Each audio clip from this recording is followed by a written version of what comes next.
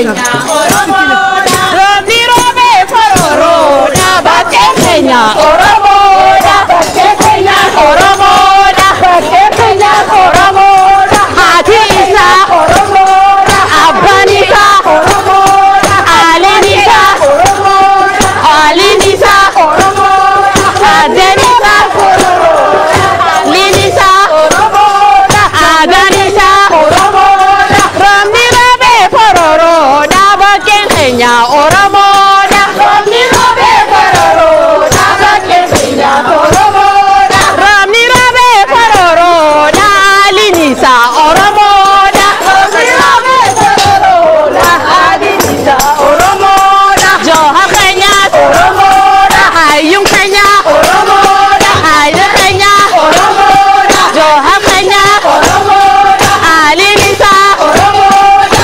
Abbaan isaa Oromoodha. Haati isaa Oromoodha. Haaliin isaa roobni roobee fororoodha. Haaliin agarsiisi Joohar boonaan agarsiisi akkana addaa bana. Siini bunaan agarsiisi Joohar boonaan agarsiisi nagarsiisi agarsiisi nagarsiisi nagarsiisi nagarsiisi nagarsiisi roobni roobee fororoodha. Bakkee keenya Oromoodha. Joohar keenya Oromoodha. Haaliin isaa Oromoodha. Abbaan isaa Oromoodha. Haati isaa Oromoodha. Hayyuu keenya Oromoodha. Hayyuun keenya Oromoodha. Roobni roobsa Oromoodha. Lammiin isaa Oromoodha. Roobni roobee fororoodha. Hayyuun onyaa Oromoodha. Jaada dhabdatusi Oromoodha. Hayyuun keenya Oromoodha. Joohar keenya Oromoodha. Haati isaa Oromoodha. Abbaan isaa Oromoodha. Haaliin isaa Oromoodha. Lammiin isaa Oromoodha. Roobni roobee fororoodha. Bakkee keenya Oromoodha. Haati isaa Oromoodha. Abbaan isaa Oromoodha. Lammiin isaa Oromoodha. Hiitiin isaa Oromoodha. Roobni roobee fororoodha. Hayyuun keenya Oromoodha. Roobni roobee fororoodha. Joohar keenya Oromoodha. Joohar keenya Oromoodha. Joohar keenya Oromoodha. Oromoodha. Alaman waan jennu tartiibatti akkaaman jenna kareetiin salaatan kororo asiyoo beema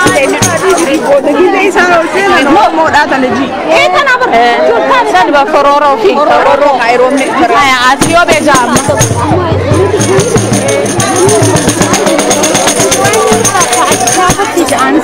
asiyoo beema lelelele harkanoga asiyoo be asiningadima maragalatoko adamin dararini bonaramo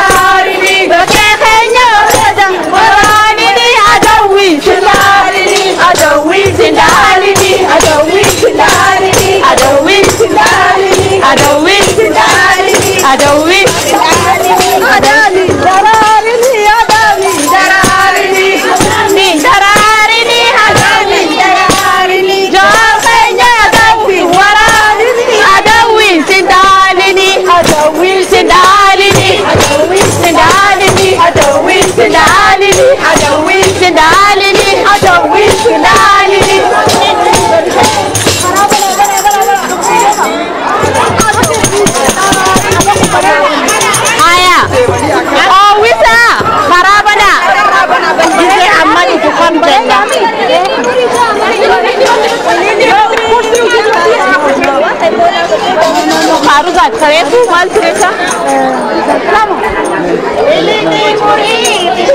No, sani mina jaadamu. Kufuf deema. Boota tan akka gaarii bal'isaadha. Walitti hin Speakeran namni beera asjiru kana male dubartoota asjiru male namni gata aji. Okay. Okay.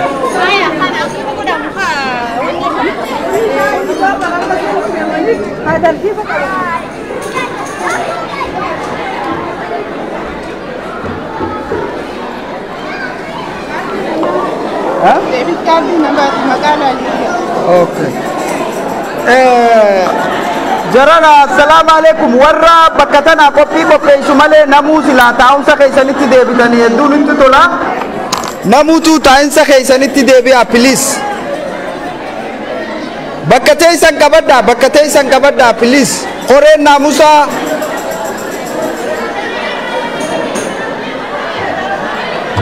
amma seenaa jiranii keessummeenni keenya seenaa jira.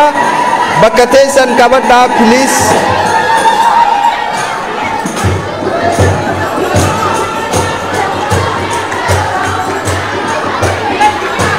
Warri kaameraadhaa kun please. Bakka teessanitti dachaa yeroodhaaf.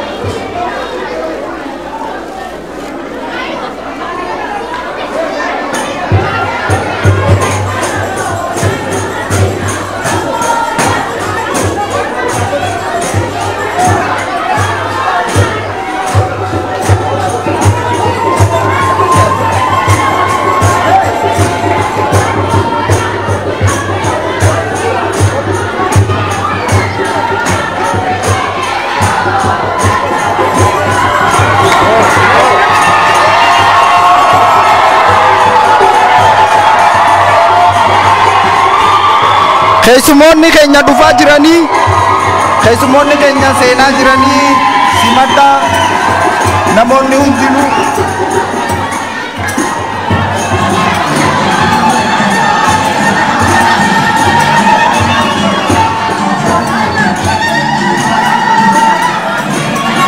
Please bakka teessan qabadhaa qoreen naamusaa.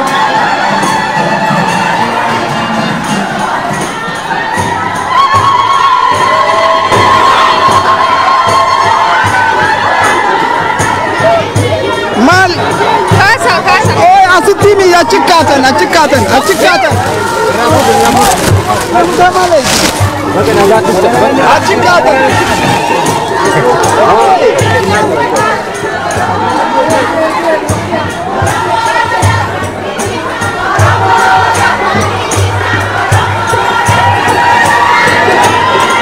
Hey, please, bakka teessan qabadhaa, please.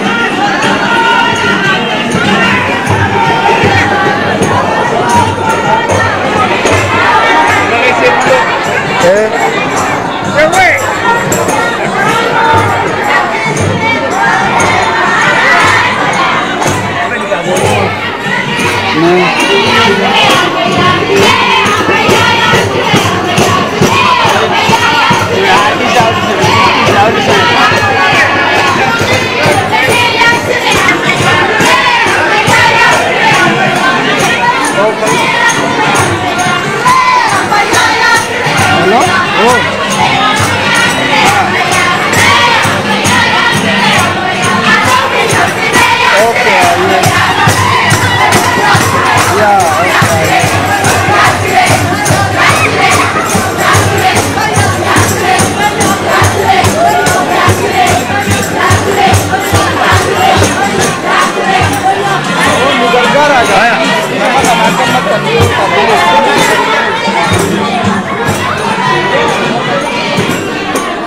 Fayyada galatoma ulfada horabula oromo akam jirtan naga galatoma ulfada horabula bakka keessan qabadha bakka teessan amma nuu qabadhaadha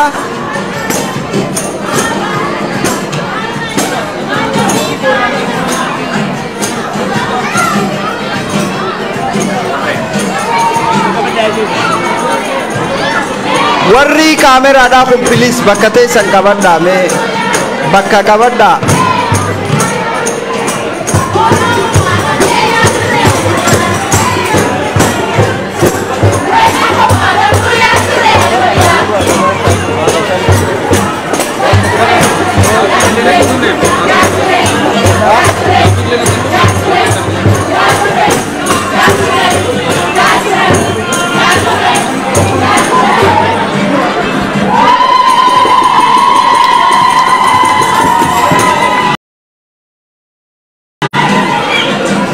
galatoma hedul fadda hamile kannaaf awwan keenyaaf hamile gaarii kannaaf bakka teessan qabadha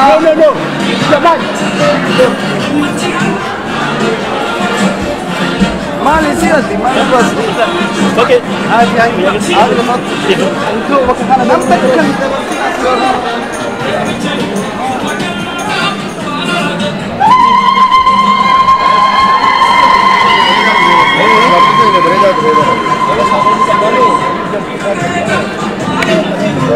akamoltan naga oromo nagami alhamdulillah baga gammadani tasgaba bakka nuuf qabadhaati qophiin teenya itti fufanii hayyoonni keenya gaa akkuma rabbi kadhachaa baatan hundinuu ba'anii nu jidduutti argamanii kanaaf wal dhaggeeffanneeti waliin deemna obsaa waliif kannaa deemnu galatooma ulfaadha horaa bula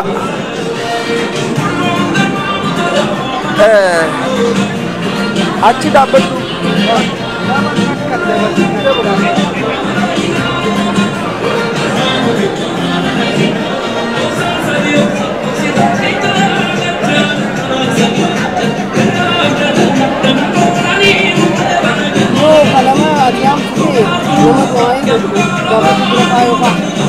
oke saya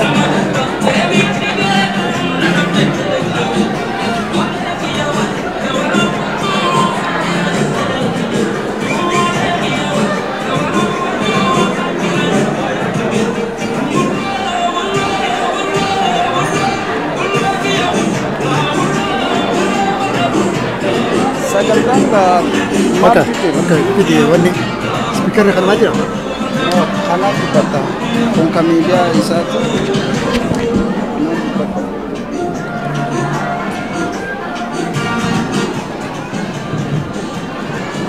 berarti kayak sekarang tikas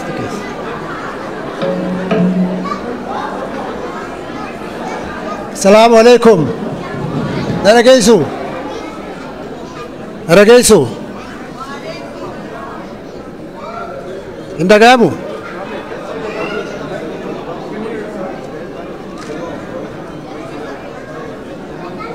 amma wakam ayye baganagaan nu dhuftan jiraattonni Atlaantaadha baganagaan dhuftan baga guyyaa kanaan rabbi nu ga'e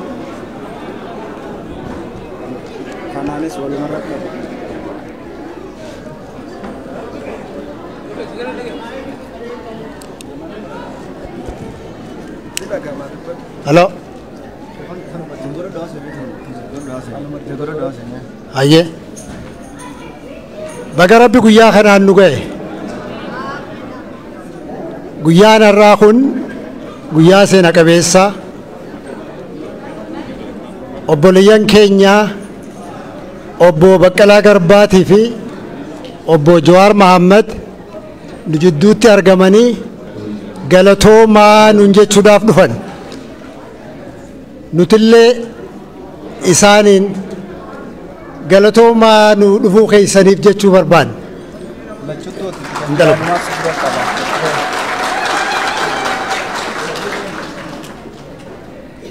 Guyyaan tunni dhufti jennee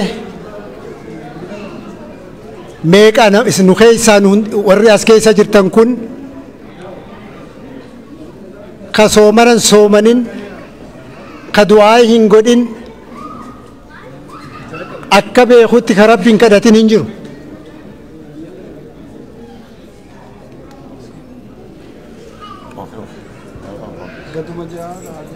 Ayyee hiriira asitti magaalaa tana keessatti godhuu irraa kaatanii diisii irratti deddeebinee firii Baqqala Garbaa, firii Jawaar Mohaammed jechaa baane ka boonyees boonyee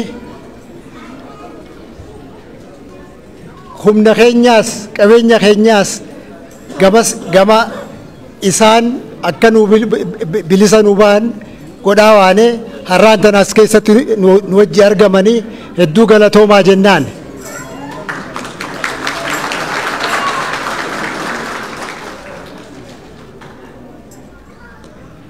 Amma waan takkaan isin gaafadha.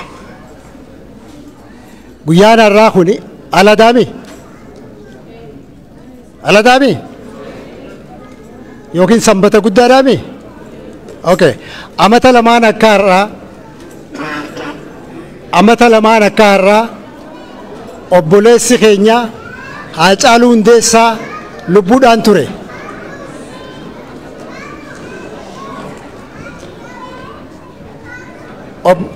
Amata lamaan akka har'aa galgala akka boruuti lubbuun isaa nu harkaa baate. Guyyaa sanitti aanuu obboleeyyan keenya kun hidhaa isaaniin hin malle keessa nu duraa seenan. Amma garuu rabbi asiin nu ga'ee jira. Rabbiif galata galchinaa. Mee hoggu takka ol naa ka'aati sakandii 30 wareegamtoota ilmaan Oromootiif ka dura ammaan dura wareegaman obboleessa keenya Haacaaluu Hundeessaa dabalatee mee hoggu takka daqiiqaa 30 naa yaadadhaa.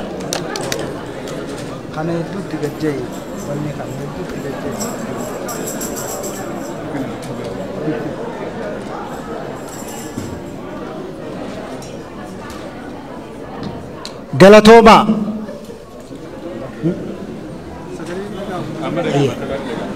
Ayyee galatoomaa. Sagantaan har'aa akkuma jennetti sagantaa galataati. Galatoomaa jechuudhaaf dhufanii ammoo osoo sagantaa keenya hin jalqabne dura nama sadiin asirratti afeeruu barbaada. Obbo Baaba Abdulaziz hoggu takka as naa kootu.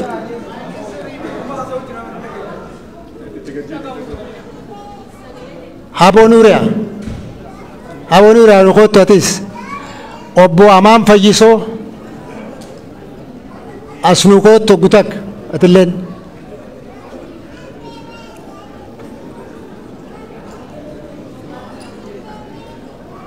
Hayyee manguddoolee tanaa wanni asitti afeereef akka guyyaa keenyaa qophii teenyaa eeybaan akka nu bananii fi asitti afeeree dura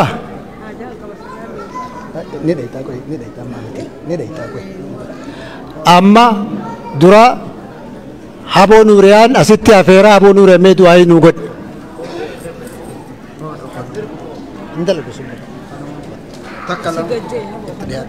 أكنا بسم الله الرحمن الرحيم الصلاة والسلام على رسول الله صلى الله عليه وسلم.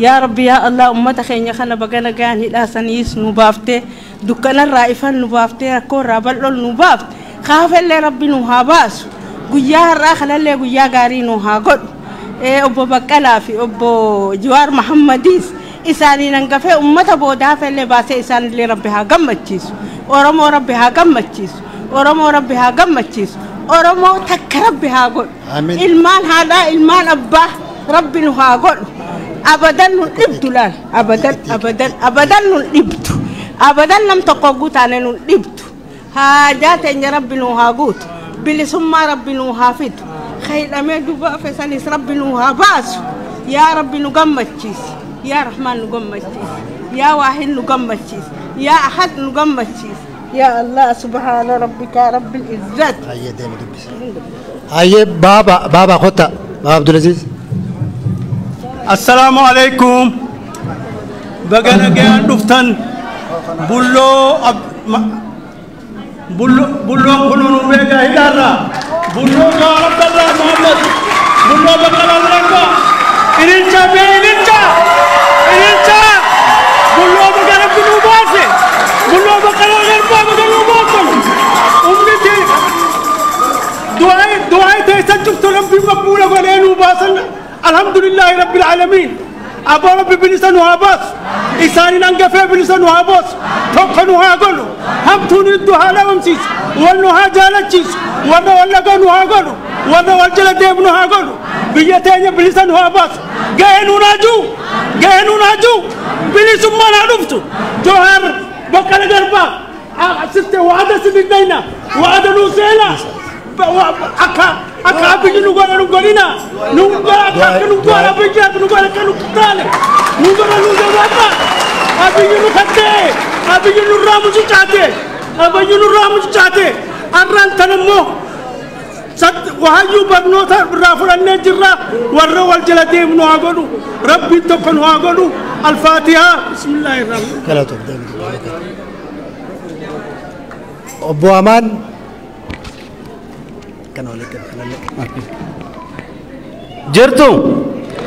jirtu baga jiraattan baga waliin dhugaye guyyaa addaa kana obboleessa keenya Jawaariif obbo Baqqalaa iddoo keenyatti argamu isaaniitiif baay'ee gammannee jirra isinoo gammaddanii mee sagalee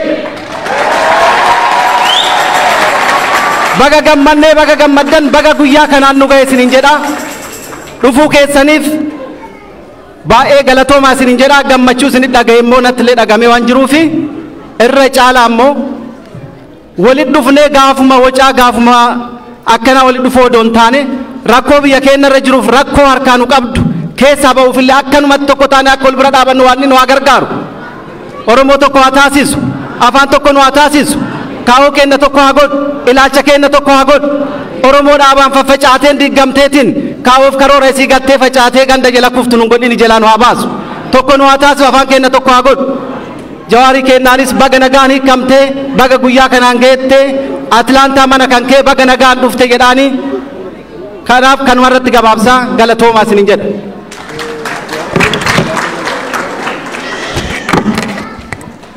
Ayyee manguddoonni teenya galatoomaa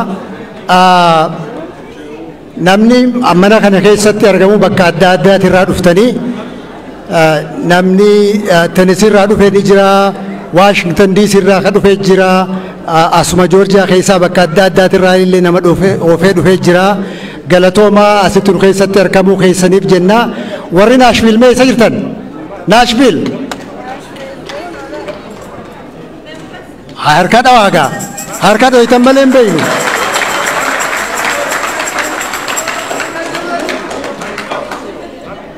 ay hin dhageenye warra Nashville hin jeen dagadee Aye.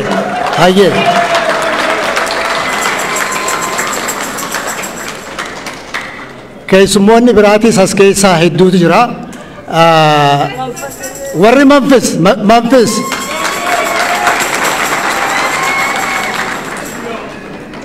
Warri Savaanaallee ni jira bara. Takka lama ta'anillee. Ayyee bakka biraatirraa illee warri dhuftan baga nagaan nu dhuftanii. Amma gama qophii keenyaatti dabarraa keessummoota keenyattiin isin dabarsaa keessummoota keenya dhaggeeffadhaa ammoo waan takka laayinii kana dabruun hin danda'amu bakka teessan teessanii yoo feetan wanni godhachuu ni dandeessan bakka teessanirraa ol ka'uun dhoorka viidiyoo kaasuudhaafis wanni godhuudhaafis yoo ka barbaaddan taate. Okay? Hayyee amma gama keessummoota keenyaatti nu dabarsaa. Duraa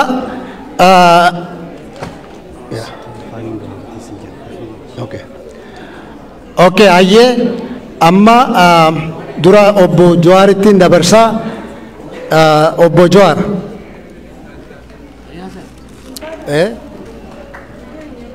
Baik. Okay. Hayyee difama. Mee adde Faayoo na yaama gutak. Okay. Kota. Adde Faayoo. Okay. Hayyee. Go ahead.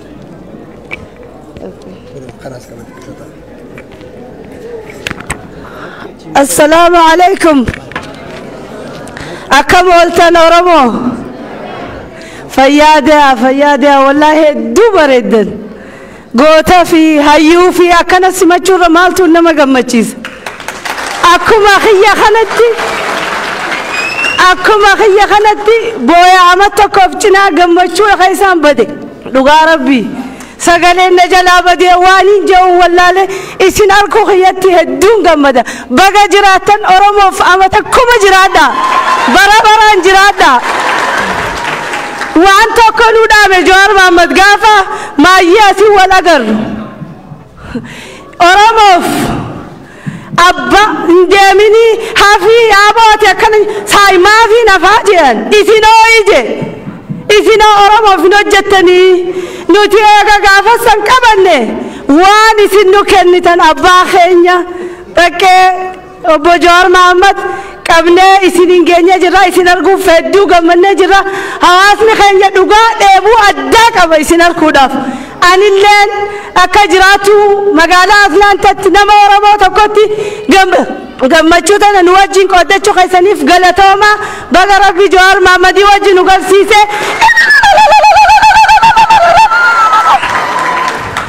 إذا دويتو خيساباتني إفاقنا أغرتني بروان تو بيخو بانوس الرئيس ناركوت غمچوك أمنا غمچوك أن يدان كان كبو ورمو انتاتو غمدايچو ورمو فيادا يو إسن غوتا خيساني بوسن أنيو بوس يو إسن براد أبن أنيو براد أبتا نوتيس بيجروتي أما ما يت كبسو إسن اتفوفتان كبسو isin godhaa jirtan isin cinaa dhaabbachuuf irra deebinee waada isinii faaromsina saniifu yeroo hunda isin bira jirra gammachuu keessa baga baatan isiniin jechuu dagadhe abbaa koo bakkee obboleessa koo Jawaar baga nagaa rabbiin isin baase baga wal agarree dhugaa guyyaa kun akka daa'imman mi'aawa osoo dhaangaa ta'e ni nyaatama dhugaa Oromoo dhugaa bakkanuti boolla galle hayyuun keenya ganda ambaati malee waan Oromoo haasa'uu dhabetti nu baatanii hurree nurraa saayitanii faanti teessan bilisummaa Oromooti saafiddu fayyaadaya amata kuma jiraadha bara baraan jiraadha Oromoo booyuuf hin deemanaar Oromoo ummata keenya kahidaa fi hayyoota keenya qeeroo teenya haawwan keenya ربي ندادا نواباسو كبسو چبدا قبدان اتفوفا فياديا غلطوما انغانو من سننجو فزبه دوغا ربي فياتا غلطوما بغنو باتم بغنو جراتني اجينا غيا بغا ولو اغرته فياديا سغنتا خيني اتفوفا افسانو اغدا ade fayo du غلطومي يا إسنتورتين بوسخ يجودا ديفا بغافدا اتغافتما درتا كوري أتلا كوميونيتي أتلانتا دا أبو جمال غلسو سغنتا إساتين الرأوتالي ديفا مناغو دي جمال مي خيسموتا خيسان كان مغالاتي بغانا غادو تنوجين Aye, Fayata, Oma Badingo ne Dr. Sintayo Leni, wama haasawa yoggii ummata geeggessan wakki tokko nama harkaa kalaxaa kanumaaf duraan dursee ummata keenya ulfaataa akka Joorjiyaatti argamtan ammas ummata naannawa garagaraa irraa dhuftan hundi keessanuu baga nagaan dhuftan isiniin jechuu barbaada. Kanatti aansuudhaan guyyaan har'aa kun nuuf adda. Rakkoo ummata Oromoo irra gayuu fi rakkoo qabsaa'ota Oromoo irra gayuuf hiriira bayaa turre, kaampeenii adda addaa godhaa turre, sagalee isaanii ta'aa turre, bakka rakkattanitti immoo siinqii ta'aafii turre jechuudha. Ummanni Joorjiyaa sadarkaa ol aanaatti qooda kennaa turtan. Qoodni isin kennaa turtan kan gargaarsaa, kan hiriira bayuu, kan baatanii qorra keessatti dhaabbatu, Firii Baqqalee Garbaa, Firii Jawaar Mohammed, Firii all Oromo political prisoners gaafni jechaa turtan san yaadadhaa. Qabsoo gootan keessaa har'a hamma tokko milkaa'uu dandeenyee jirraa jechuudha. Qabsaa'onni kun kan nu jidduutti argaman sagalee isin kararra dhaabbattanii iyyitan saniin, sagalee isin State Department dura dhaabbattanii iyyitan saniin, sagalee isin ganamaa galgala Twitter itti gootan saniin, sagalee isin social media irratti sodaa tokko malee haqa ummata Oromoo deebisuudhaaf, haqa ilmaan Oromoo cabe sirnaa miti jettanii waan dura dhaabattaniif haala kanarra ga'uu dandeenya jechuudha. So ummata Joorjiyaa, I'm very proud of you. Kana keessaa qooda guddaa waan qabdaniif. Kana callaa miti. Gaafa qabsaa'onni keenya hidhaman, gaafa Jawaar faa hidhaman, gaafa Baqqalee Garbaa faa hidhaman, Joorjiyaatti kararra baatanii aartanii mana hidhaallee galuu dandeettanii jirtan. Guyyaa gaafa namni 20 ol Joorjiyaa keessatti mana hidhaa nurraa gale qabsoo akkanaa ummata keenya saba keenyaaf qabsaa'u kanniin mana hidhaatii baasuudhaaf, sagalee isaanii ta'uudhaaf karaa irra dhaabbattanii sagalee keessan dhageessisuudhaan ummata Oromootiif jecha guyyaan mana hidhaa bultan sun illee bu'aan isaa qabsaa'ota keenya kana gannu lakkisiisuu waan danda'eef itti boonuun nurra jiraataa jechuudha. Kanaafuu yaa ummata Joorjiyaa ammas taanaan humni keessan guddaadha, sagaleen keessanis guddaadha, qabeenyi keessanis guddaadha, dandeettiin keessanis guddaadha. Kana caalaa waan hedduu fiduu dandeettan. Ummata keenya ka biyyatti rakkatu, ka biyyatti dararamu, kanniin hundayyuu sagalee taatanii bira dhaabbachuu dandeettan. Horri hidhame ammas kan mana hidhaatiin bayinitu jira. Horra mana hidhaa jiru kanallee bira dhaabbannee kan hafanis akka mana hidhaatiin nu bayan sagalee isaanii ta'u akka itti fufnu asuma irratti isinii dhaamuu barbaadaa jechuudha. Kan biroo Jawaar Mohammed obboleessa keenya hangafa keenya qabsaa'aa gameessa Baqqalee Garbaa asitti ummata Joorjiyaa duratti dhuftanii dhaabbattanii haala qabsoo kana ibsuudhaaf waan irra geettan ibsuudhaaf gammachuun akka ummata Joorjiyaa bakka bu'aa ummata Joorjiyaatti natti dhagamu guddaa ta'uu isinii ibsaa. Baga dhuftan ashamaa ani haa dhufu isiniin jedha. Ulfaadhaa haasawa kiyya kanuma irratti xumuraa na of oolchaa isiniin jedha.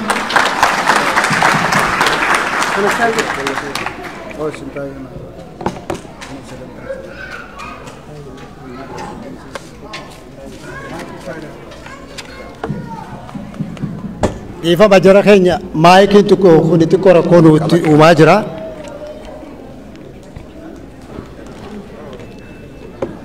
Hayyee galatoomaa obbo Jamaal hedduu galatoomi. Hayyee amma karatti aansinee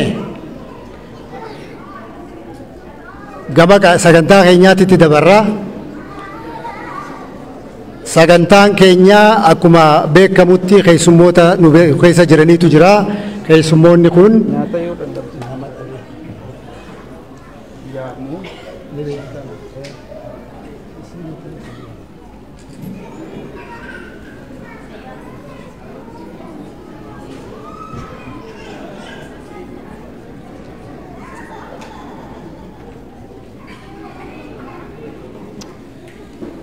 dhiifama nu godhaa oguu takka.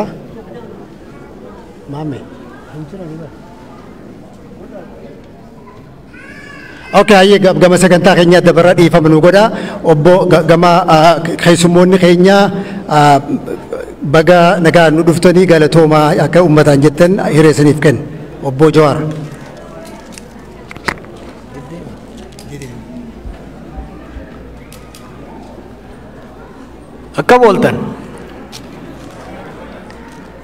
Akkam ooltan dhaga'uma fayyaami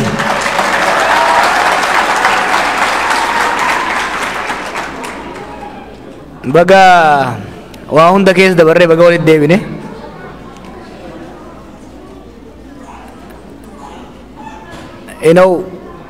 hoggaan amma biyya adda addaa deemu it takes me back on memory lanes. I think yeroo duraatiif walgahii uummata irratti kan inni Atlaantaatti hirmaadhe yeroo yaadannoo sooressa jaarraa abbaa gadaa qopheessine na fakkaata. Waggaa kudhan dabruun oolu. It was historic moment. Barri 2012 2011 barri as dhufnee marii itti godhaa turre sun sochii booda godhameef bu'uura ture. San dura qabsoon Oromoo laamshoftee namni keenya walitti hin dhufu walitti dhufus walitti wacee wal facaasee wal caccabsee deema ture. There was collapse of collective self-esteem.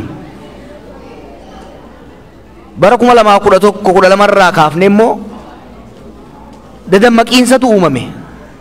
Dadammaqiinsa akkamtu uumame isinitti fakkaate?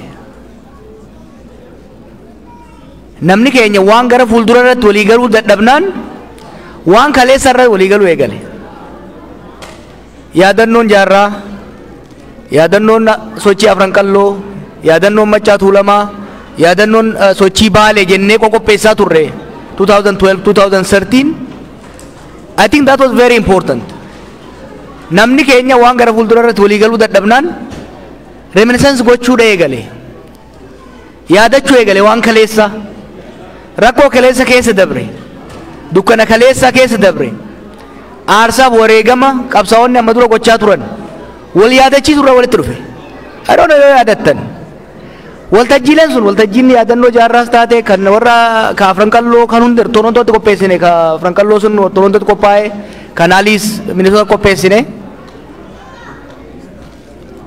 Namni keenya yeroo duraatiif at least diaspora ergan dhufe 2015 dhufe 2005 dhufe tokkoffaa namni keenya lakkoofsa guddaa walitti dhufe. Lammaffaa namni keenya osoo waliin jeekin osoo walitti hin duulin osoo waliin caccabsin galuu eegale. Waan kaleessaa yaadachuun rakkoo kaleessa keessa dabarre yaadachuun sun hamilee deebise. Sochii qeerroo 2015 irraa kaasee 2018 godhamaa ture saniif akka bu'uura tokkootti dammaqiinsi yeroo san sochiilee kanaan godhame tokko jeetiin fudhadha. Sunis tokko magaalaa kanatti godhame. Namoonni hedduun keessan akkuma kiyya dulloomuu eegaltanii turtanii marii achirraa eegalle. It's really wonderful to come back. Sanirraa kaasee waggaan lamaan zabxiyyaa bu'e malee I think every year dhufaatiin ture. Har'a immoo rabbiidhaas nu baasee walitti deebinee wal arguu kanaan hedduun gammadaa galatooma. Yeroo hidhaa turretti hojiin isin hojjettan beekamaadha. Gaafa hidhaminis nu bira dhaabataa turtanii erga hidhamnes nu bira dhaabataa turtanii anaaf Baqqalaa qofa soomanii nuuf fakkaatee ture warra baatii tokko soomanee jira jaan asitti. Gariin immoo warra silata seenee eegan hidhaa baane booda baatii tokko itti fufee soomanee jira jechuudha. Rabbi isin raaqee bal warra soomantaniif illee. Namoota hedduu as keessa jirtan isin beeka. Tokko tokkoon osoo hin galateeffadhe nan gammada. Garuu tokkumaa lama maqaa dha'uudhaaf Mahamad Abdooshni beeytanii isa galateeffachuun barbaachisu. Isa caalaa garuu erga gaafa OMN dhaabuudhaaf kaan irraa an fuuldura OMN haa ta'u malee sochii OMN amma immoo san biras dabree hojii biraa yeroo barbaadametti nama hojjetaa ture. Isa caalaa garuu haadha warraasaa Fariidaa Abduu is very hard. Haawwan manaa keenya dhiibbaa haawwan manaa qabsaa'ota dhiibbaa isaanirra jiru namni nu beeka malee rakkoo mana keessaa hin hubatu.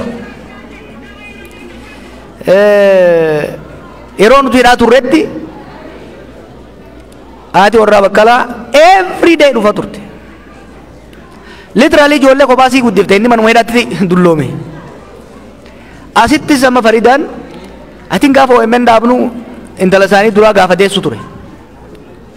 Deessee guyyaa lammataa gara Minnesota dispaachisa goone.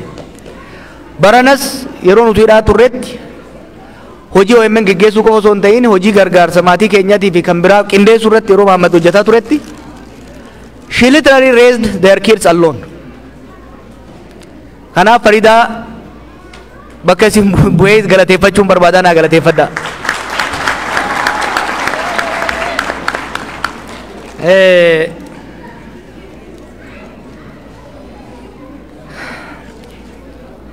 Bakka irraa eegalu nama rakkisa haalli biyya sanii.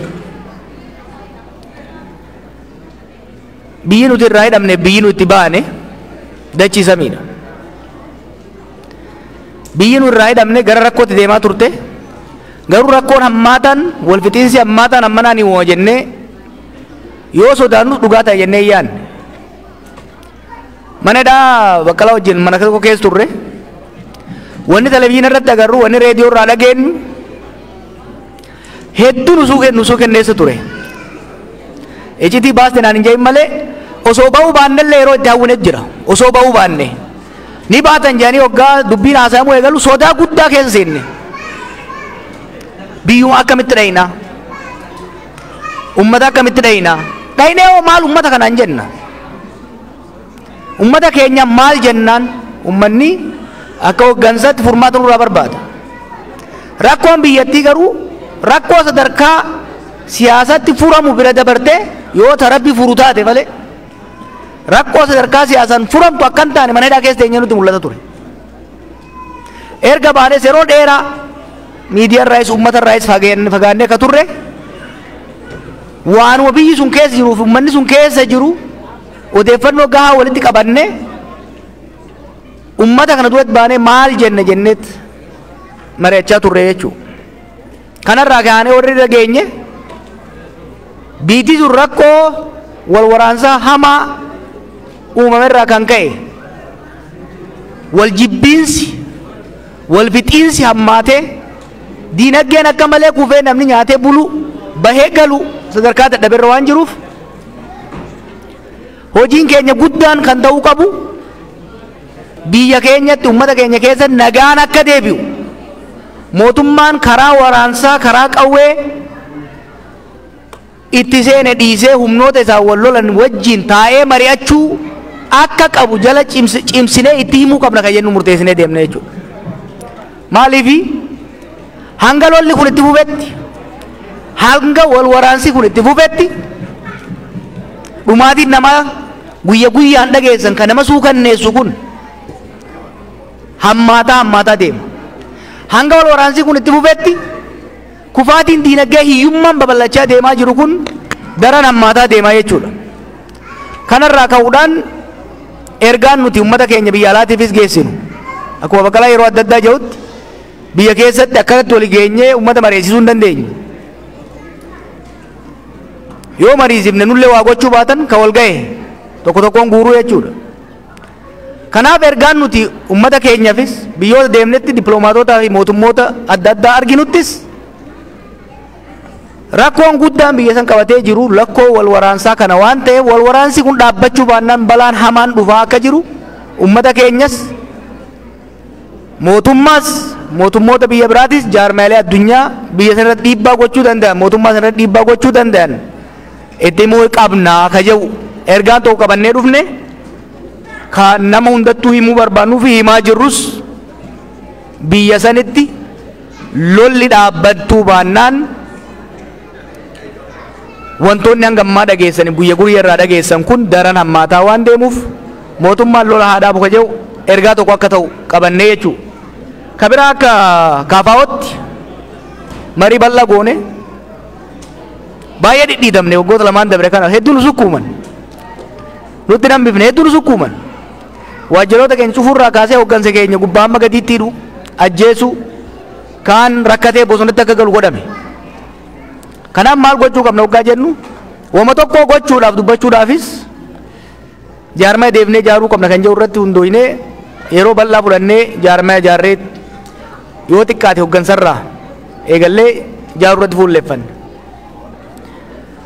Shoorri kaafaa'oo biyya wal waraansaa sibil waar keessa jirtu keessatti paartiin seeraan galmaa'ee karaa nagayaatiin qabsaa'u maal ta'uu qaba jennee waggaa mari'annu tokkoffaa biyyi karaa nagayaatti akka deebituuf sagalee qabnuun caasaa qabnuun dhageettii qabnuun beekamtii kennuun qabnuun dhiibbaa godhu tokko jenna. Kalammata dhiibbaa kanas bifa gahaa ta'een gochuudhaaf akkasumas ammoo nagaan bu'ee biyyi gara sirnaatti yoo ka deebi'u taate gara ce'umsatti yoo ka deebi'u taate ummanni kun paartii cimaa tokkoffaa nagaan hoggaa bu'u negotiation waan jiraatuuf negotiation san irratti dantaa saba kanaa fedhii saba kanaa bifa bilchaataa ta'een kabachiisuu danda'u mormuufii danda'u ijaaruu akka qabnu. Lammaffaa immoo paartii boru biyya bulchuu danda'u tokko jaarmaa cimaa tokko ijaaruu qabna jennetti kanarra socho'aa jirra jechuudha. Akka kaafaa'ootti bakka adda addaatti akka jennutti maddi rakkoo kanaa guddaan tokkoffaa hawwii sirna abbaa irrummaa haaraa ijaaruudhaaf hoggansi haaraan biyya qabate ittiin as ba'e. Lammaffaa hawwii sirna federaalawaa diiganii sirna yuunitarii ijaaruudhaaf godhame jennee waan amannuuf akka kaafaa'ootti kallattiin qabsoo keenyaa tokkoffaa sirna dimokiraatawaa kan uummanni mootummaa ofii ittiin filatu. Lammaffaa sirna federaalawaa kan sabaaf sablammoonni qe'ee ofii irratti ittiin of bulchanii biyya waloo haaraa waliigaltee haaraa irratti hundaa'e jaarratan dandeessisuudha. Saba keenyaafis saboota kaaniifis kanatu fayyada jennee deemna jechuudha. Kana bakkaan ga'uudhaaf ammoo nu warri ammaas jirrus hoggansi biyya keessatti hafes jaarmaa cimaa saba kana madaalu gama dippiloomaasiitiin haa taatu gama tarsiimoo baasuutiin haa taatu gama uummata gurmeessuutiin haa taatu yeroo baay'ee biyya san keessatti yaadee irraa kaasee ammas kan jedhamu paartiin biyya bulchuu danda'u ka biraan jiru paartiin viable ta'e hin jiru yeroo hunda ka jedhamu nuyi garuu viable kan ta'e qofa osoo hin ta'in kan ga'umsaanis ga'umsa hooggansaatiinis bilchina imaammataatiinis tarsiimoo ittiin deemnuunis paartii biyya bulchu kan caalu ijaaruu qabna kan saba kana madaalu sabaaf sablammii sanis wal taasisee deemuu ni danda'u tumsa dhaabbilee biraa wajjin jaarratee deemuu danda'u ijaaruu qabna innetti akka keenyatti irratti tattaafataa jirra. Yaanni qabnu kanaaf immoo boosni kiyya daddabalee booda immoo mariidhaaf carraa isinii kennaa galatooma.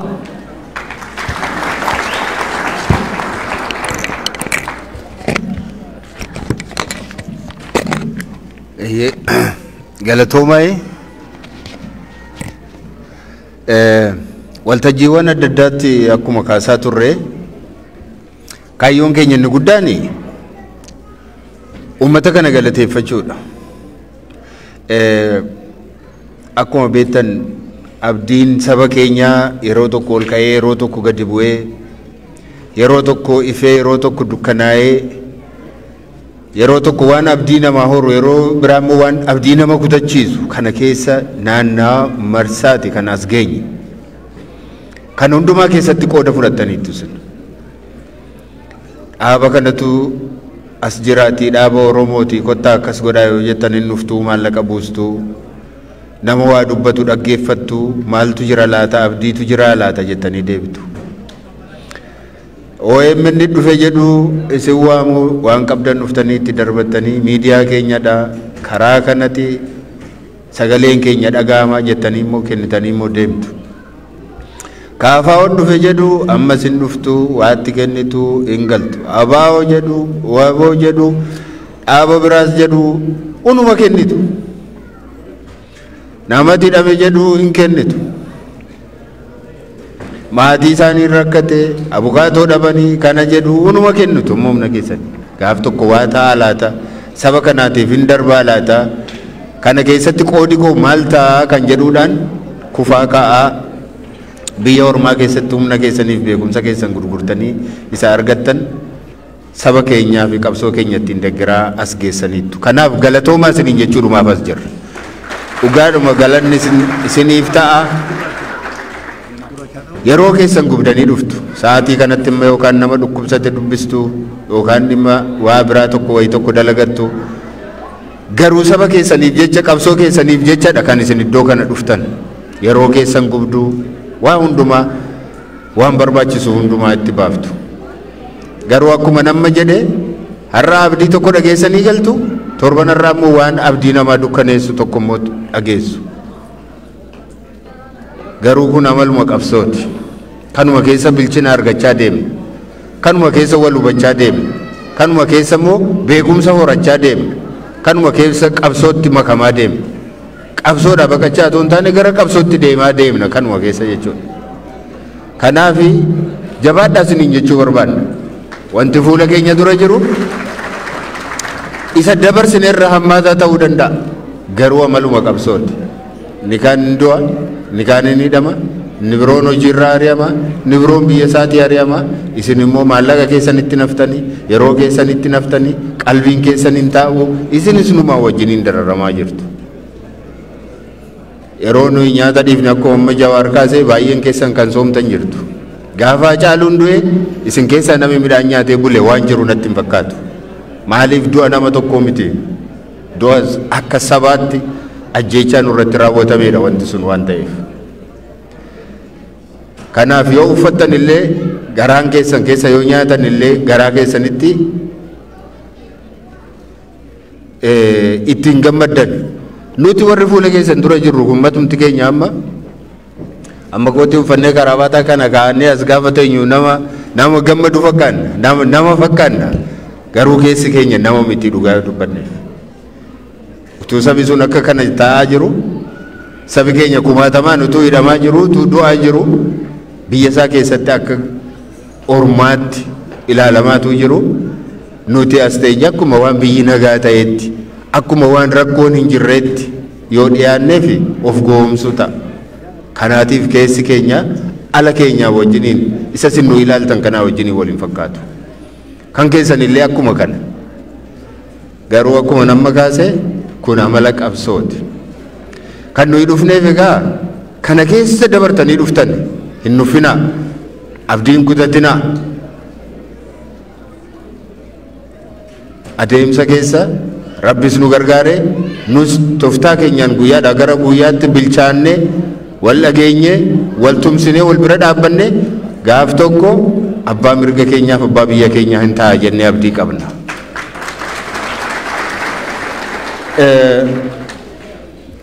Amma wayi tokko yeroo dhadhageessan hinnaatu baay'een keessan gammadaa hin jirtan maal jedhu laata jarri kun maalumaaf deemu laata kan jedhu moo baay'eetu jira isin keessa.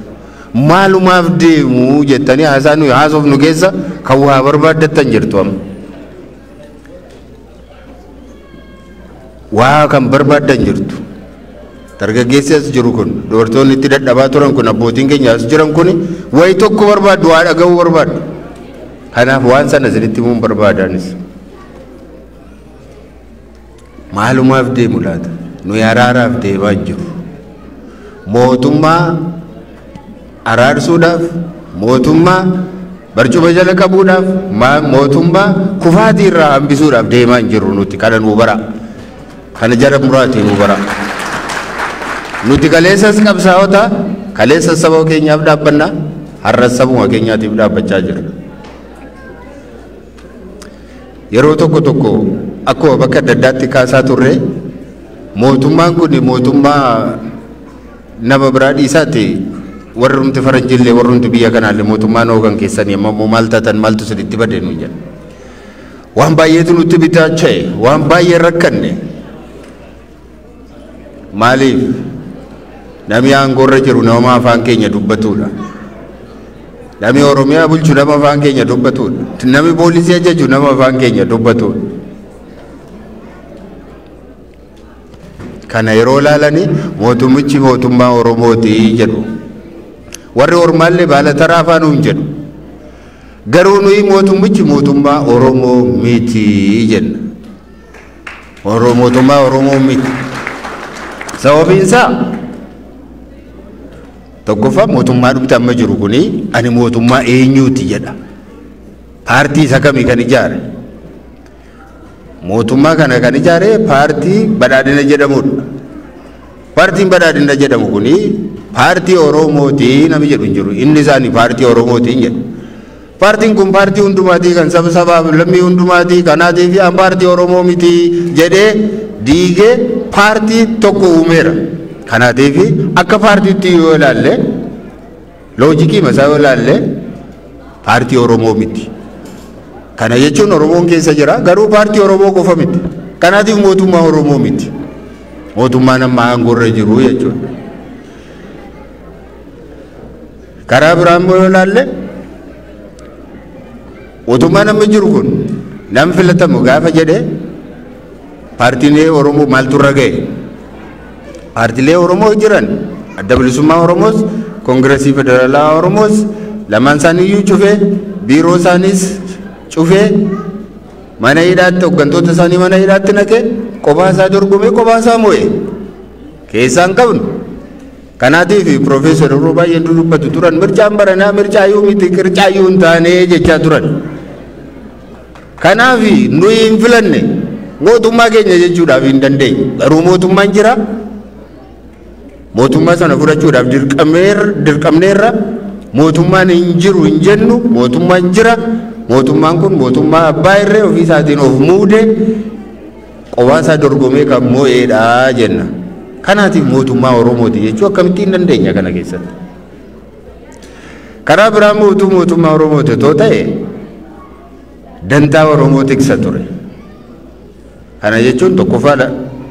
Yoo fudhannee amma daangaa isaa tiksa, afaan isaa tiksa, aadaa isaa tiksa ture. Kun ta'aa jira jennee hin jiru. Har'a Oromiyaa karaa barbaadan itti seenanii abbaan barbaadamtu weerara irratti geggeesse loon barbaadu saame nama barbaadu ajjeesee deeme. Kanaatiif dantaa saba keenyaa tiksaa hin jiru. Otoo kana godhaa jira ta'e mootummaa keenya yoo jennee yoo dubbannee nurraan fokkisu ture. Kanaatiif mootummaa keenyaa jechaa hin jiru.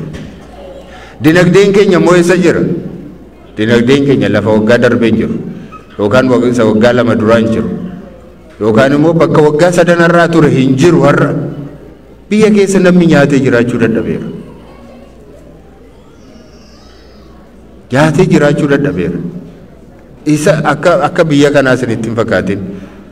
Zayitii liitirii tokko birrii meeqaan akka bitan hin dhageessu miti biyya keenyaati. Hin dhageessu miti. Cobni see namni coba see irratti wal ajjeesa har'a. Akkasin asii ilaaltan kana miti. Coba zayitiitu jiru biyya keenya keessa. Lukkuu tokko gaafa ayyaana lukkuu tokko daakuu tokko qalatanii nyaachuun hin danda'amu warra biyya sana keessa. Hin danda'amu. Waggaatti hin nyaatu namni. Nama biraa dhiisaati hojjetaan mootummaa waggaatti yeroo tokko nyaachuudhaaf hin danda'u lukkuu qalatee nyaachuu hin danda'u biyya sana keessatti. Mana morma isaa keessa ol galfatee keessa bulu ijoollee isaa wajjin hin qabu. Eessa jirra hojjennee jechuudha. Isa waggaa 3 dura isa waggaa 4 dura dachaa meeqa gara booddeetti deebinee jirra. Dinagdeen keenya kana fakkaata har'a. Qonni hin jiru maaliif bakka hundumaa lolatu jira. Daldalli sirnaan hin jiru maaliif dhageenyi hin jiru. Kanaatiif isuma bakki naannoon tokko qofa oomishatti isuma nyaata hundumtu. Hunduma baqata. Ijoollee dargaggoon silaa hojii hojjechuun irra jiru asi baqatu achi baqatu. As dhokatanii taa'u achi dhokatanii taa'u. Garuu immoo numa nyaatu. Garuu immoo namni oomishu hin jiru. Lolatu jira. Waraanni nyaata, poolisiin nyaata, inni hojjetu nyaata, inni hin hojjenne nyaata. inni baqatu nyaata inni ari'u nyaata namni hojjetu immoo hin jiru kana gidduutti maaliif lolatu jira iddoo hundumaa lolatu jira kan nu yeroo hundumaa waa'ee lolli haa dhaabbatu jennee jalqaba Jawaar Awurooppaatti jalqabee haga ammaatti itti jirruuf lolli haa dhaabbatu jechuun eenyutu itti miidhama lolli itti fufeenna eessatti nu geessa har'a kanatti nu geessa bor immoo eessaan nu ga'uu danda'a guyyaatti yeroo tokko nyaachuun hin danda'amu biyya sana keessatti Finfinnee keessatti barataa miiliyoonii 100,000 meeqatu mana barnootaati ganama waan nyaatee manaa ba'uu dhabe mana barnootaati waa kennanii fi ishee nyaatee gala haa ta'u ijoolleen sunoo achi nyaatu haatiif abbaan immoo maal nyaatu laata manaati maal nyaatanii jiraatu isaan immoo kana keessa jirra dinagdeen keenya kana keessa jira qabatamaadha badiisa hagana hin jedhamnetu salphina hagana hin jedhamnetu jira biyya sana keessa buddeen tokko daabboon tokko cabaansee cabdee lafa firfaarisee cabdee lafa buutee cabaansee har'a gatii qaba biyya sana keessa dubartoonni haadholiin akka keessanii ganama ka'anii daabboo tokko bitanii ijoollee lama qabaatan ishee gargar cabsanii isa kanaaf kennanii isa tokkoof walakkaa kennanii ofii isaaniitii agabuu isaanii oolu kana beektu ofii isaaniitii akkanatti hin oolu akka kanatti ijoollee guddisu akka kanatti guddattee immoo bor immoo dhufanii morma qabaniitu ati shaneedha ati maaloodha jedhanii qabanii dhaqanii ajjeessu yookaan dhaqanii qabanii immoo hidhu nama akka kanatti guddisan yoo namni du'e boo'uun hin danda'amu taa'anii taaziyaa taa'uun hin jiru mucaa qabanii fidanii haadha biratti ajjeessu buleessa biratti ajjeessu mana hidhaatii baasanii fidanii ajjeessu kana keessa jirra utuu kun jiru maal nyaannee nutti tola maal uffannee nutti tola yoo maal goonee nutti toluu danda'a akkamittiin kana tumsina jettanii yaaddu sin akkamittiin kana akka inni turuuf akkamittiin gochuu dandeenya nu akkamittiin sirni kun haa turuu jennee barcuma jala qabuu dandeenya hin danda'amu nama taanee jennaan Oromoo yoo ta'u baanne nama taanee jennaan hin danda'amu akka namaatti yoo ilaalle jechuudha hin danda'amu sirni akkasii saba kanarra turuu hin qabu kanaaf nu jala dhaabbannaarras yeroo nagaan abu yeroo jennu isa kaniin qawwee hiikadhuuti kabiroon immoo qawwee hidhadhuuti ajjeesii jechuu keenya miti eenyullee haa hiikatu jechuu miti nuti kan nuyi jennu isinis waraana dhaabaa warri asiin loltanis dhaabaa kana gidduutti uummati xiqqoo ishee boqotu nagaa argatu mee hojjetee haa nyaatu mee nagaan bahee haa galu mee haa qotatu mee haa baratu isin immoo rakkoo keessan siyaasaan taa'ati bircuma taa'ati hiikadha rakkoo keessan akka kanatti hiikadhaadha kan nuti jennu malee gar tokko dhiisi jennee uummata kanaan uummati silayyuu du'aa jira silayyuu hidhamaa jira uummata kanaan maal godhi jedhe mootummaatti dubbachaa jirra nuyi dhaabaa warri wal rukutaa jirtan dhaabaa uummanni haa boqotu rakkoo keessan furadhaa rakkoo keessan hiikkadhaa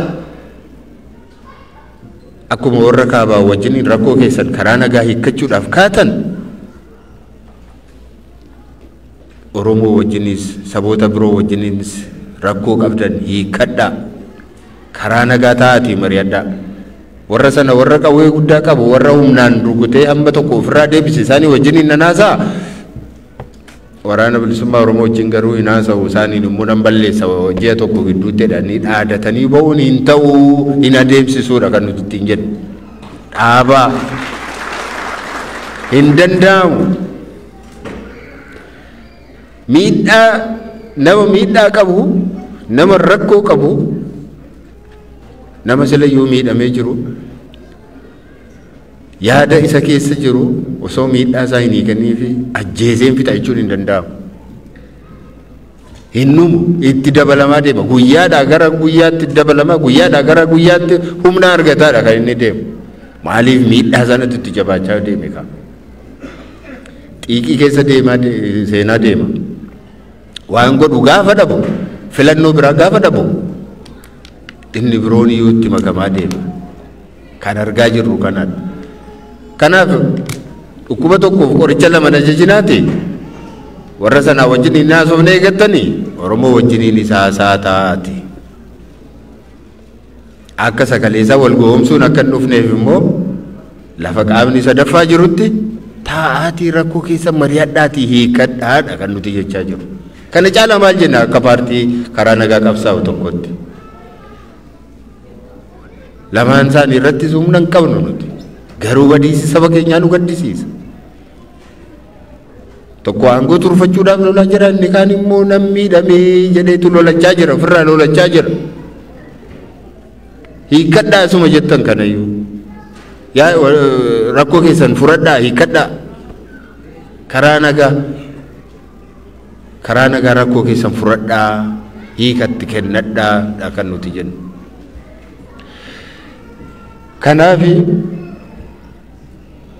kaafaa'oon kaleessas waggaa meeqa turas akkuma kanaan dura jechaa ture rukuttaadhaan wal balleessuudhaan hin danda'ama kan jedhu nagaan hin bu'a jennee hin yaadnu.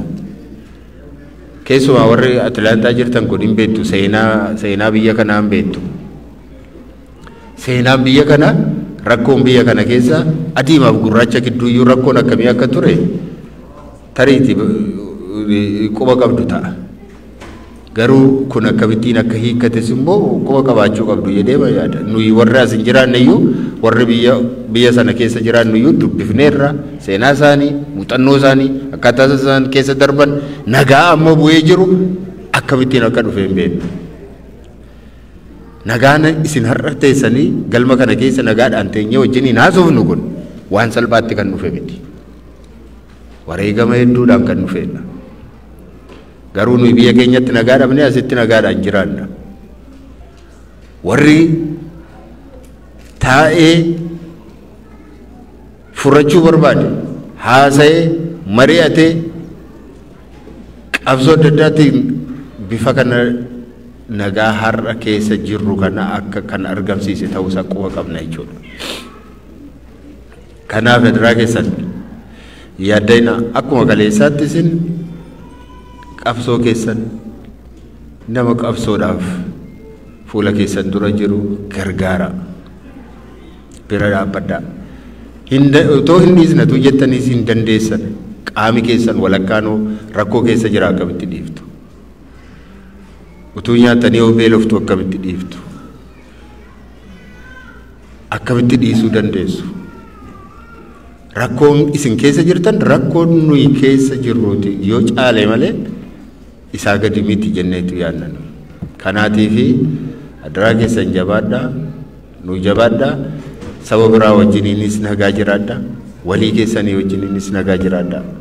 Nama isinii mormuu wajjiniinis jibba keessan seeninaa, walisin abaarinaa, walisin qoodinaa, abalumaa kana jedhesin jedhinaa. Hojii keessan duwwaa hojjedhaa. Waan gochuu dandeessan duwwaa gumaachaa. Eenyu wajjiniin iyyuu diinummaa hin horatinaa. Diinummaan nun barbaachisu. Diina gaa qabnan.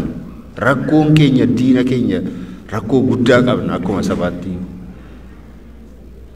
Kanaatiif saba biraas yoo argitan nagaa wajjin jiraadhaa. Yoo dandeessan gargaaraa. Yoo dadhabdan immoo yoo xiqqaate miidhaa irraan hin ga'inaa. Yoo dandeessan immoo gargaaraa. Saba keessanis lammii keessanis immoo akkuma kana godhaa. Namni dogoggore yoo jiraate Rabbi siif dhiisu jedhaatii dhiisa du'aa godhaafi waaqa kadhadhaafi dhiisaatuma bira darbaa. Waluma na baarinaa.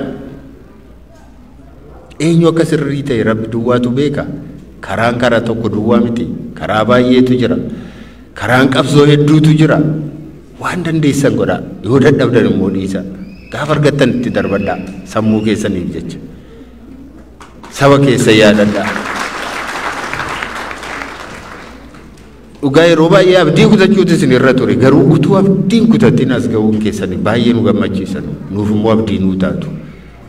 achitti maatii keenya dubbisaa turtanii bilbilaa turtanii maallaqa ergaa turtanii akiimii keenyaaf ergaa turtanii abukaatoo keenyaaf ergaa turtanii isin irraa hafee miti maatii hiyyeessas immoo achii qabdu obboleessa isaatu yookaan eenyutu Ameerikaanii jira siniin jedhu maal godhu asitti isin ergitu achitti isin ergitu rakkoo keessa numa hubanna kan hunduma keessa dhaabbattanii immoo nu wajjiniin turtan adaraa keessan wal dandaa akkuma kanaanii nagaadhaan jiraadhaa waaqayyo sinaa eebbisuu fayyaa ta'an isiniin jechuu barbaada.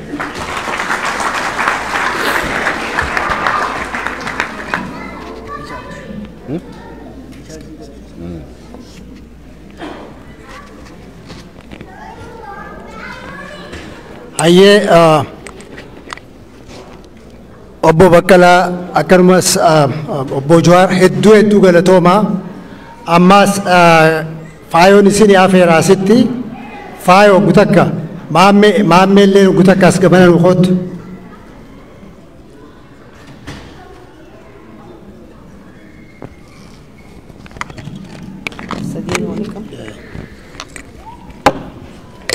fayyaada isinin jenna hayyoonni keenya haasoo hedduu nuuf haasooni nuuf kolchaa dhiifama waan isaan nu haasoon kanarraa waan hedduu baranna jennee yaannaa jechuudha. Dhaamsa qabnaaf mootummaa Itoophiyaatiif nutis ummanni Oromoo bara Minilik bara Dargii bara Wayyaanee ajjeechaan takka hin finne. Abiyyiifis dhaamsa qabnaa jechuudha. Oromoo ajjeestee fixuu hin dandeessu. Osoo hin jaalatin Oromoo wajjin afaan beeytuun teessee haasoytaa guyyaan suni fagoo miti jechuudha Oromoo. Yoo yaadaan wal hubannee yoo qalbiidhaan wal jala deemnee wal dhaggeeffannee Oromoo hayyuu keenya warra waa beeku haasawaa isaanii faallaa dhiisnee qorqalbii keenya gama tokko deebisne abbaan fedhee nuun fixu. Abiyyi kalee dhiiga qeerootiin mootummaa rabbee dhiisiiti. Mootummaa meeqa Oromoon finne Abiyyi Oromoo fixuu hin dandeessu. Biltiginnaanis Oromoo akka godhuu hin dandeessu. If booda deebisuu hin dandeessu. Hamma maayyitti itti qabsoofnaa jechuudha. Hamma Oromoon tokko hafutti Oromoon rafeen buluu jechuudha. Oromoo yoo mana hidhaa jiraate hundi mana hidhaa jira. Haala saniin amata afran dabre yaada keenya qalbii teenya gama takka deebisnee diina keenya mo'achuu dandeenya jechuudha. Arras hayyoota keenya hidhee qaawa nu jidduutti banuuf hedduu tattaafate hin milkooytuu jennaani jechuudha. Oromoon takka yaadni keenya tokko karaan keenya tokko nuti nama Oromoo nama rafuu malee nama deemu hunda ni gargaarra. Nama rafu garuu hin gargaaru. Oromoo fi hojjedhaa jee bilbilaan silkii qofaan kan dubbatu hin gargaaru. Deemi tarkaanfii takka yoo ati fuute dhibba si jala fuunaa jechuu waan qabnuun. Kanaafuu fayyaadaa hayyoonni keenya hidhamanii wareegamanii dhugaa hedduun itti boona. Hayyoota kana dhugaa hedduun itti boona. Bara hunda hayyuun qabsoo Oromoo ni dheessaa maal ta'a ni facaasaa diinni kanatti xumura gootan akka kiyyatti fayyaadaan isiniin jaa. Goonni namni qabsoo hoogganu qabsoo irraa hin baqatu. Kanaaf ragaan koo isinii irra deebi'ee fayyaa tahaa. Anis ummanni Oromootis isinirraan baqatu. Kanaafuu biltiginnaan abdii haa murattu. Gara sagantaa keenyatti deebina. Sagantaa dandamsiisaa qabnaa. Dhiifama naaf kolchaa sagalee xiyyareef waan hedduu hiyyeef narraa xiqqaate. Dubartoonni keenya asii ba'anii akka sagantaa dandamsiisaa kana nu godhaniin gaafadha. Dhiyaadhaa isin eegaa jirra koota. Najaatii fi Jamila fayyadaa Jamila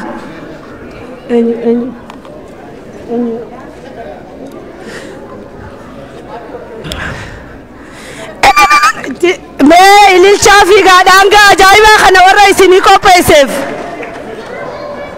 fayyadaa isinii jenna fayyadaa.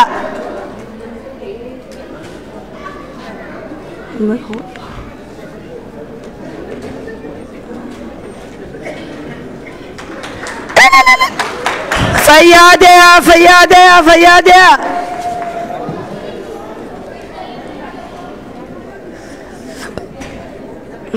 Fayyade harka dhoytani fi.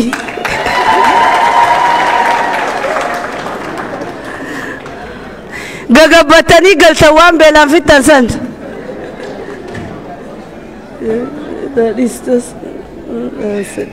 Fayyade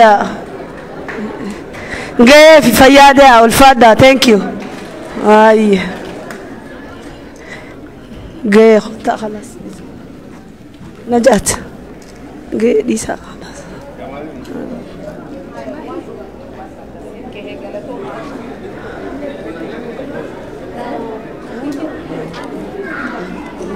eenyutti kan laga gizee asii yaaman Ogaa fandaruufiif godhamu ibsituu fi saabitii fi warruma cidhuudha jedhu san irraas dabarsina achi jirti gamas jira qoysi maayikii hoggaansa kan haga ati haasawaitu sirreessina as gamanuma as dabarsina biizii godhan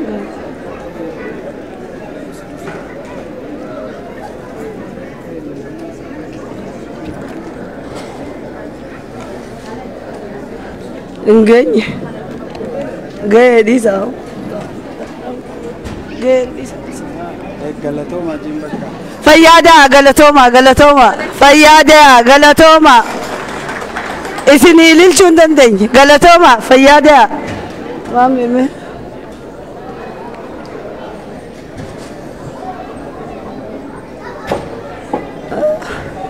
Fayyada bohara sagantaa keenya itti fufuu jira. Obsaa fi abdiin nu eeggadha.